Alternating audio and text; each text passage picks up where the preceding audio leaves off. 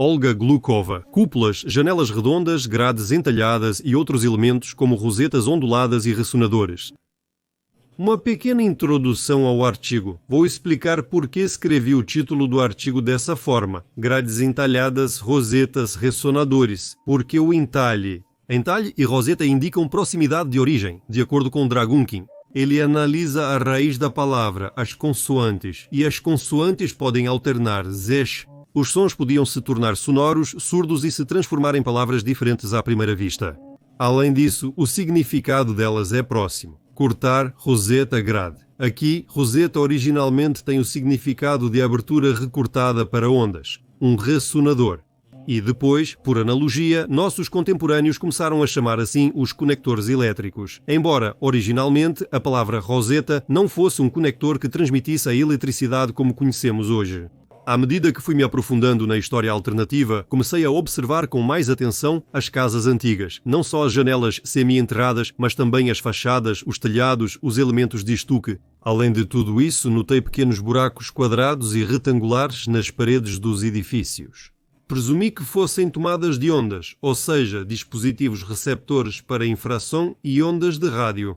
Mas surgiram muitas objeções, alegando que eram ventilação de entrada, vigas para toldos ou para fixar andaimes de construção. Eu deixei o assunto de lado por um tempo para observar mais. Agora tenho mais informações e quero compartilhar. Assim é a ventilação de entrada em edifícios modernos. Neles é feita acima dos andares superiores para que a corrente de ar seja mais forte. Em edifícios antigos, esses orifícios podem ser encontrados em vários andares e de qualquer lado, sem lógica aparente. Pode ser que a parede inteira esteja cheia desses orifícios, ou pode haver apenas alguns e em andares diferentes. Estamos mais interessados não naqueles orifícios que atravessam a parede e levam a poços, mas sim naqueles em que apenas a parte externa do tijolo foi removida. Às vezes encontramos grades decorativas nos orifícios. Acontece que esses orifícios são encontrados em casas comuns, assim como em torres e catedrais em todo o mundo. Foto da Grécia, alvenaria antiga. Também não está totalmente claro o propósito das janelas redondas em casas e outros edifícios. Muitas vezes, elas ficam no telhado, em uma estrutura característica de casas antigas. Essas janelas redondas podem ser vazadas, fechadas com tijolos ou com uma grade entalhada. Talvez todos esses orifícios tivessem uma única função. Se supormos que todos são tomadas de ondas, como eles recebiam energia? Aqui, como me parece, pode haver pelo menos 2 ou 3 opções. Primeiro, as esferas nos orifícios eram pequenas esferas e maiores, metálicas, de cobre, até mesmo de ouro ou de quartzo. Seria interessante coletar amostras desses orifícios. Em segundo lugar, as semiesferas de pedra desempenhavam o papel das antenas de satélite modernas. Se atrás desses círculos de tijolos não havia equipamentos especiais, apenas esferas, então eles atuavam como antenas passivas. São antenas ressonantes que atraem as ondas apenas devido ao seu formato. Talvez, em termos de função, isso fosse semelhante às modernas antenas passivas ressonantes. Terceiro, grades redondas entalhadas, aberturas decorativas e não só. Também antenas passivas ressonantes. Acho que depois da Guerra Mundial Desconhecida, restaram poucos monumentos de arquitetura de pedra em estilo gótico na Rússia. Mas restaram a memória e a habilidade do povo, que transmitiram na escultura em madeira ecos do passado. E na escultura em madeira também vemos círculos entalhados nas saliências dos telhados. Todas essas variantes, e talvez outras também existiram, mas simplesmente desempenhavam funções diferentes em objetos diferentes. Agora vamos analisar esses 3 pontos com mais detalhes. Então, as esferas douradas nas cruzes, muitos já notaram e perceberam sua função de acumulação de energia. Os físicos sabem que existe um ressonador de Helmholtz e ele se parece com isso. Praticamente é como uma cúpula de igreja. Esse ressonador amplifica a potência do som centenas de vezes e absorve o movimento térmico do espaço ao redor. Mais detalhes sobre o ressonador de Helmholtz podem ser encontrados no link. Existe também a opção de esferas de quartzo. Para que o significado do quartzo fique claro para a maioria, vou aprofundar um pouco no tema. Quartzo é dióxido de silício, um material muito interessante. Quase 60% do planeta é composto de quartzo, é o chamado areia. Você, claro, lembrou do Vale do Silício, o principal centro mundial de eletrônica nos Estados Unidos. O silício é um dos principais elementos na eletrônica. É dele que se fazem os semicondutores. Acho que o conceito e a palavra Kremlin são da mesma categoria. Digamos que os Kremlins eram campos de testes eletrónicos, verdadeiras medalhas de silício, eles serviam como proteção contra ataques. A história parece ser só feita de guerras, com exceção dos períodos de 100 anos, quando conseguiam se multiplicar e ainda semear o trigo. No quadro Kremlin de 1896, A Coroação de Nicolai II, a iluminação é simplesmente fantástica. E esta é uma foto do moderno Vale do Silício, cuja forma não lembra em nada o Vale do Silício americano. As cidades ideais do passado nem sempre eram circulares. O formato parecia depender do propósito e da função da cidade. O exemplo mais antigo, segundo a versão oficial, vem da Antiguidade. É a Atlântida descrita por Platão. Bem, aqui vemos os mesmos anéis. Ilha central, pequena ilha circular, grande ilha circular, templo, fontes, palácio, torres, portões, túneis, pontes, docas. Na Idade Média, a tradição da utopia continuou. Estranhamente, de repente, o tema voltou a ser popular. Séculos depois de Platão, provavelmente Platão também viveu na Idade Média, se considerarmos que a cronologia estava bastante confusa. Nessas utopias, como nos diz a versão oficial, era descrita a construção de uma sociedade ideal. Assim, a conversa é imediatamente transferida para o campo da filosofia, sociologia e assim por diante. Mas eu acho que tudo isso era uma descrição da organização do trabalho e dos problemas nas empresas, nas zonas industriais, nas cidades, nas fortalezas, nos Kremlins, nas cidadelas, ou então era uma descrição da cidade, do jardim, ou seja, o trabalho de uma agroempresa e os problemas dessa empresa. Por exemplo, o nome da obra de Bartolomeu del Bene Sevita na esfera de Sivi. A obra More, de 1609, é traduzida como Cidade da Verdade ou Ética, voluntária ou involuntariamente, desviando o significado concreto do título para um plano filosófico. Eu peguei a grafia exata do título e, nos livros antigos, as letras do título em diferentes fontes muitas vezes são escritas de maneiras diferentes, alternando entre U, I, E. Às vezes, simplesmente escolhendo sinônimos adequados, por isso são possíveis diferentes interpretações do título. Minha versão da tradução, sem pretensão de ser a verdade definitiva, é claro, ficou assim: Direito Civil. Ou Amora, ou como alternativa, Verdade Comunitária. Ou Amora soa da mesma forma que se hoje você perguntasse a um empresário seus direitos ou a confecção de tênis. Em comparação com a palavra ética, a moral latina derivada da palavra amora, morum em latim, soa banal e a palavra morum nem sequer existe em latim.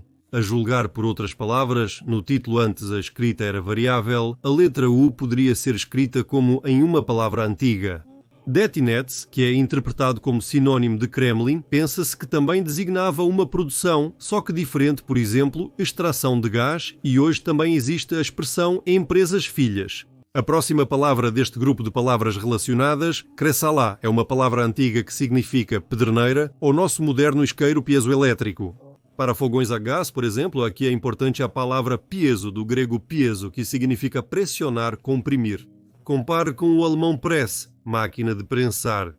Ao pressionar o sílex, ele gera uma faísca. Ao comprimir e deformar o sílex ou outro piezoelétrico, surge um campo elétrico. Agora vamos olhar para esta imagem. Grange ou túmulo de Fai, Irlanda. Claro, segundo a versão oficial, isso é uma tumba. Veja, as pedras brancas são quartzo, dióxido de silício, como lembramos. Entre as pedras planas há esferas. A parede forma uma semi-esfera. Dentro do túmulo há uma câmara funerária. Isso é segundo a versão oficial.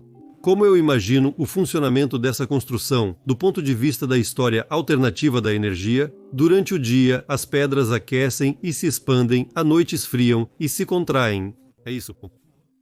Uma enorme poltrona, o piezoisqueiro funcionou, inúmeras esferas coletaram a energia do quartzo, transferiram para a câmara interna. A semi-esfera refletiu ondas sonoras ou outras ondas na direção necessária. A esfera é um acumulador de energia. Sem a pequena esfera metálica, não funciona a máquina eletrofórica que todos lembram das aulas de física na escola. Foi feito um experimento. Desenroscaram uma esfera desse aparelho e ele parou de gerar tensão, não aparecia mais o raio, portanto, a esfera é um acumulador, um condutor de eletricidade. Vamos comparar duas imagens, aquela mesma máquina eletrofórica e a imagem do diabo. Acredito que essa imagem do diabo sobre o círculo e com esferas de plasma brilhando seja uma interpretação artística da máquina eletrofórica ou de um aparelho semelhante. Assim como hoje em dia é moda retratar nos rostos objetos de edifícios da cidade, até mesmo uma pequena análise linguística mostrará a conexão entre objetos aparentemente tão distantes como o farol da Ilha de Faros, faróis, máquinas eletrofóricas e Lúcifer. Esse nome é considerado o nome de Satanás, mas o nome Lúcifer foi o último de todos os outros nomes a ser artificialmente atribuído ao diabo. Lux em latim significa luz, fer em latim significa trazer em russo antigo, denitsa, raio, afer em bielorrusso, Lúcifer. Era simplesmente o nome da estrela da manhã, Vênus, e na interpretação criativa de artistas tendenciosos, o claro tornou-se escuro. Embora a dualidade seja inerente à natureza de tudo o que existe, por exemplo, Buda com Vajra em paz e em fúria são dois extremos emocionais dele. Aqui a antiga Vajra virou um monumento. Preste atenção, no meio há uma esfera, nas extremidades pequenas cúpulas, como nas igrejas ortodoxas. A cúpula é justamente duas esferas, mais uma cruz ponta que concentra a energia na extremidade. Este desenho ilustra minha versão sobre a conexão interplanetária do passado. A ideia é a seguinte: se o nosso planeta é composto por 60% de quartzo e gira, além disso é esférico, ele automaticamente se torna um piezoelétrico. No nosso planeta há uma igreja com duas esferas. Em frente deveria haver outro par como em uma máquina eletrofórica. O que isso pode ser? Acho que qualquer corpo celeste, composto principalmente de quartzo, silício e outros.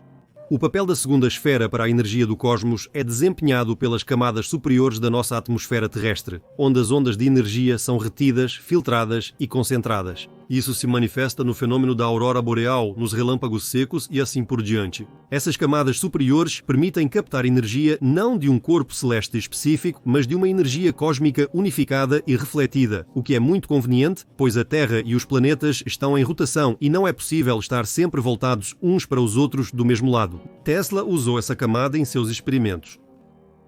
Nosso planeta desempenha um papel duplo. Por um lado, é um para-raios, um aterramento, e por outro, a Terra possui um fundo radioativo natural constante, ou seja, uma emissão de energia produzida pelo magma. Talvez essa dualidade permita a existência do ciclo de energia entre a Terra e outros planetas. Quando ainda não havia ocorrido a catástrofe terrestre, que mudou muitos parâmetros físicos, as cúpulas das igrejas recebiam a energia dos planetas. Talvez fosse algo semelhante ao fogo divino que desce em Jerusalém, dito em russo: "Isso sou eu, Rus, luz, ao divino, e Jerusalém tem esse papel." Interruptores, disjuntores das igrejas, usinas elétricas poderiam ter temporizadores. Agora pronunciamos essa palavra como capela. Ela frequentemente era construída no local da futura igreja ou entre duas igrejas próximas. Capela, segundo Vitaly Sandakov, é às 9 horas da manhã. Quais outros objetos esféricos são lembrados nesse tema? Sonda radioacústica em Dubna para controle de aparelhos espaciais. Na antiga União das Repúblicas Socialistas Soviéticas, eles eram amplamente utilizados. Saiba mais sobre como os jovens pesquisaram essa área neste link. Essa sonda tem um orifício assim no topo. Compare a sonda e a cúpula em Roma, são muito parecidos. Talvez esse orifício redondo não seja uma janela para a luz do Sol, mas sim um elemento de uma instalação antiga, por exemplo, para comunicação espacial, que depois os descendentes sem memória chamaram de catedral. Catedral, o que ela coleta? Uma esfera com revestimento de cobre e 3 metros de diâmetro está na Kunstkamera. Segundo a versão oficial, Pedro a trouxe do exterior, supostamente era um planetário. Embora a Kunstkamera seja uma construção em forma de rotunda com cúpula e não apenas um depósito de curiosidades para o qual adaptaram conhecimentos antigos.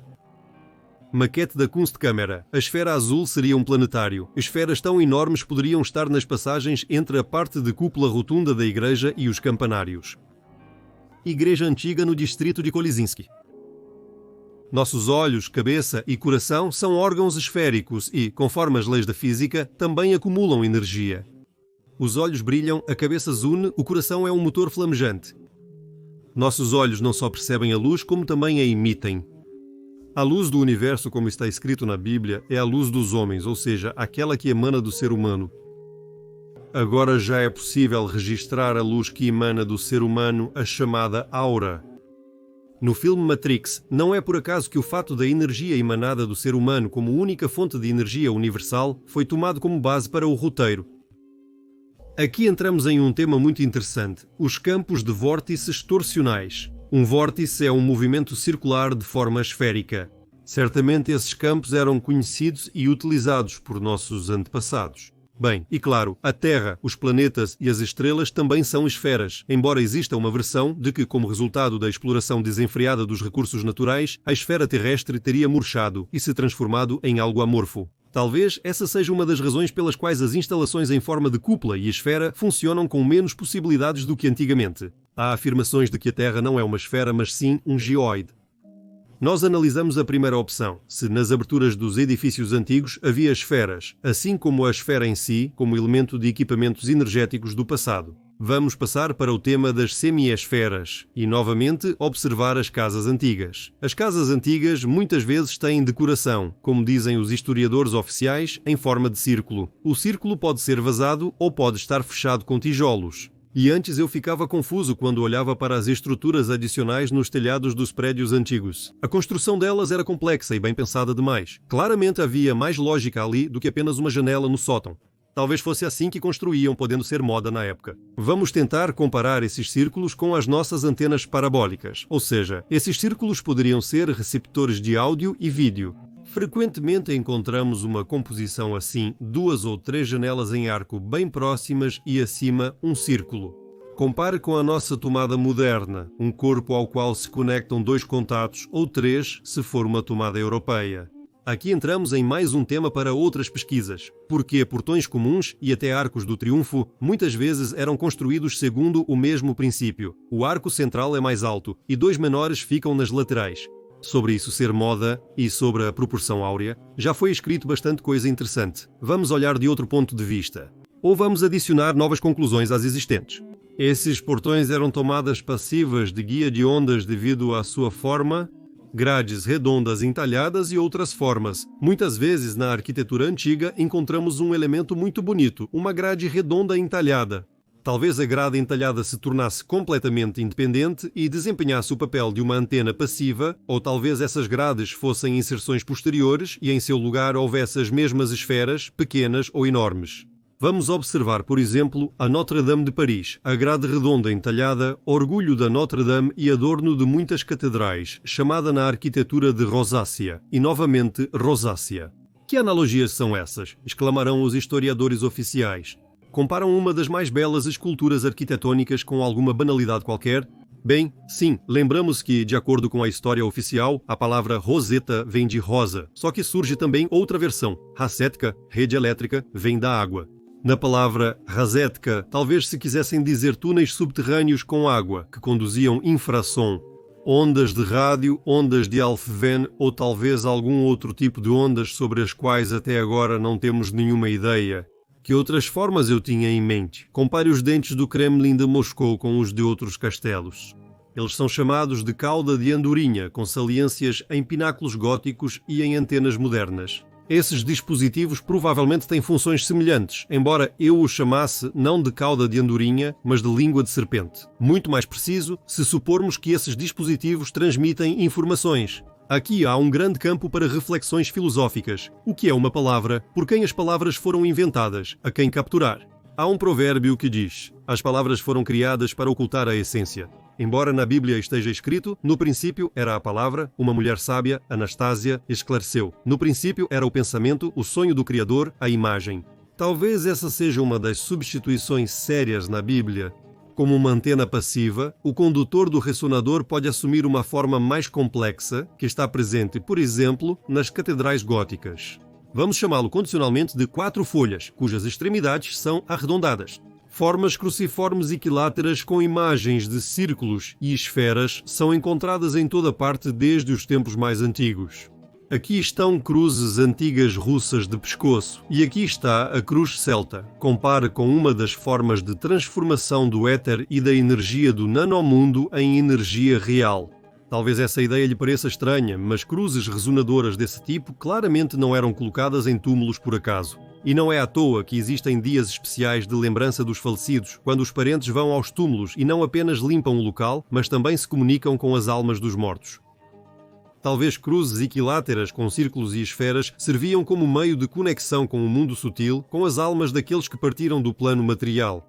Vamos comparar um templo gótico, um templo em Myanmar e uma usina elétrica moderna. Este é o Catedral de Milão. Reparem, os padrões entalhados e vazados da Catedral Gótica são o mesmo ressonador, o trevo de 4 folhas, e aqui estão os templos em Myanmar. Então, para que servem todas essas estruturas acumuladas? Na Catedral de Myanmar, filas de aberturas retangulares são claramente visíveis, chamo a atenção para isso.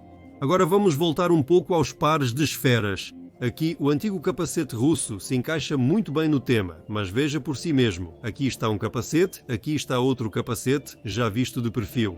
Vamos olhar para o topo, 2 capacetes, aqui claramente havia algo, ou uma ponta ou uma esfera. Vou desenhar um pouco mais a imagem para ficar mais claro. Vamos indicar que aqui havia uma esfera, um grande círculo rosa mais abaixo. Esta é a cabeça em relação ao corpo humano, outros parâmetros físicos do planeta, assim como as antigas superhabilidades das pessoas. O funcionamento do cérebro em 100%, eles como agora só em 10%, permitia receber e regular ondas, ajudava também o corpo do capacete e esses amplificadores de energia, a segunda esfera podia estar no topo. Então era uma máquina eletrofórica móvel e quem a usava era Lúcifer, o portador da luz, como já discutimos. Vamos também prestar atenção à grade ornamentada nos fones de ouvido removíveis. Isso é claramente um dispositivo funcional para captar o som, talvez também para proteção contra o som, como os fones de ouvido modernos. Só que a proteção não vem da espessura e da qualidade do material, mas sim dos padrões e da forma dos orifícios, das grades RA. A antena sonora receptora e transmissora poderia ter um suporte móvel ou, como nas modernas, um comprimento ajustável na parte extensível.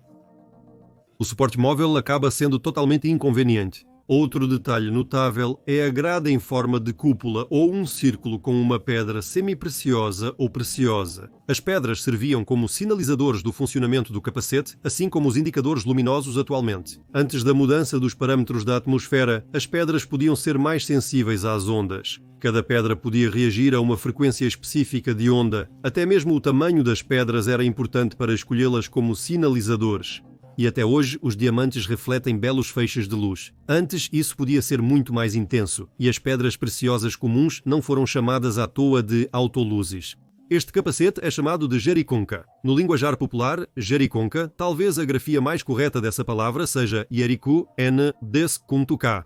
Eu falo sobre a água, ou seja, recebo ondas de informação sonora dos canais aquáticos dos rios que serviam como condutores de infrassom, rádio e outras ondas. A ciência oficial inventa várias versões para a etimologia dessa palavra, mas nega abertamente a origem do nome bíblico da cidade de Jericó, que foi destruída pelos sons das trombetas. Já uma descrição alternativa das funções do capacete leva diretamente a analogias na origem e interconexão dessas palavras. Seria mais lógico supor que a cidade bíblica de Jericó recebeu esse nome porque foi destruída por pessoas usando jericons que podiam criar e direcionar um som destrutivo. E provavelmente havia poucos desses indivíduos ao redor da cidade. Eram como forças especiais, pessoas treinadas. Segundo o dicionário de V, esses capacetes, segundo o dicionário de Dal, esses capacetes eram usados por voivodas, confirmando sua importância no passado. Frequentemente eram adornados com inscrições em escrita árabe. Acho que era uma linguagem militar ou técnica especial na Rússia, assim como o eslavônico eclesiástico era usado apenas na área dos serviços religiosos. Talvez essa linguagem militar ajudasse a esconder tecnologias que os vizinhos não possuíam. Essas tecnologias permitiam que nossos antepassados não usassem armaduras pesadas em toda parte. Talvez as próprias armaduras tenham sido inventadas para proteção contra tecnologias cósmicas que também eram possuídas por eles. Afinal, todos já notaram que nas armaduras não há arranhões ou amassados que teriam sido deixados após batalhas com espadas e lanças. Por outro lado, nas armaduras há um detalhe curioso no lado direito do peito. O chamado gancho para a lança, onde se apoiava a lança antes de partir para a batalha. Após o primeiro golpe, a lança sai do gancho e das mãos e não é mais necessária. Eu imagino isso assim, essa é a minha versão. Esse detalhe é móvel, o que é conveniente como um interruptor para o campo de proteção ao redor do guerreiro e é totalmente inconveniente para ser usado como gancho de apoio para a lança. Talvez fosse uma arma de combate à distância com plasma. Compare um capacete antigo com capacetes modernos.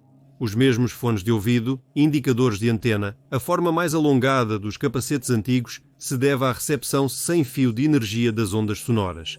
Aliás, mudando de assunto, a mãe de Putin, Shelomova, esse não é um sobrenome judeu, mas vem da palavra russa Shelom, que significa capacete. E vamos fazer mais algumas piadas sobre nossas duas bolas. Existe uma expressão popular, samovar barrigudo. Eu quero tomar um chá, corro até o samovar, mas o barrigudo fugiu de mim por causa do fogo. E se colocarmos um pequeno bolo de chá em cima, vemos novamente as mesmas bolas. Acaba virando praticamente um micro-ondas. Samovar, ele mesmo ferve, ele mesmo esquenta.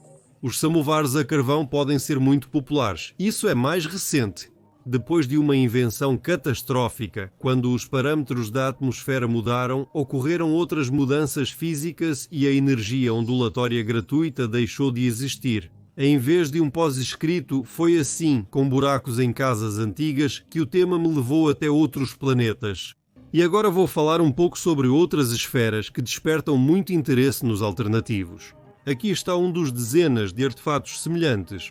3 esferas metálicas caídas do céu foram recentemente descobertas no Vietnã. Os militares se interessaram por elas e atribuíram às esferas uma origem russa, sem explicar o motivo. E tudo era muito simples, porque lá estava escrito em russo, e como a inscrição não estava em eslavo antigo, que foi inventado para nós por Kirill E. E Metódio atribuíram isso à época da União das Repúblicas Socialistas Soviéticas, mas temos provas de que mesmo há dezenas de milhares de anos e até 1 milhão de anos atrás, alguns tipos de escrita russa eram exatamente iguais aos de agora. Essas esferas me lembraram outras, bem conhecidas e vistas frequentemente por todos. Essas esferas são frequentemente de pedra, embora sua composição não tenha sido analisada. Pelo que eu sei, há muito tempo penso que esses são vestígios de uma guerra passada e desconhecida. Todas as nossas explosões agora são baseadas na energia de expansão. Mas e se antes fossem possíveis explosões de compressão? Se do ponto de vista moderno fosse possível projetar assim, um gás é liberado na atmosfera, um objeto entra lá, libera um segundo gás, os gases interagem, ocorre um estalo, ou melhor, uma compressão, e o objeto se transforma em uma bola grande ou pequena caindo na Terra. Sobre essas explosões de compressão, há pouca coisa escrita nos livros de V.N. Megre, da série Cedros que tocam da Rússia. Atualmente, não ouvi falar de tais desenvolvimentos de armas, mas os militares não revelam seus segredos. E o que há para desenvolver lá? Muito provavelmente, essas tecnologias estão guardadas em depósitos especiais como herança de uma civilização avançada do passado.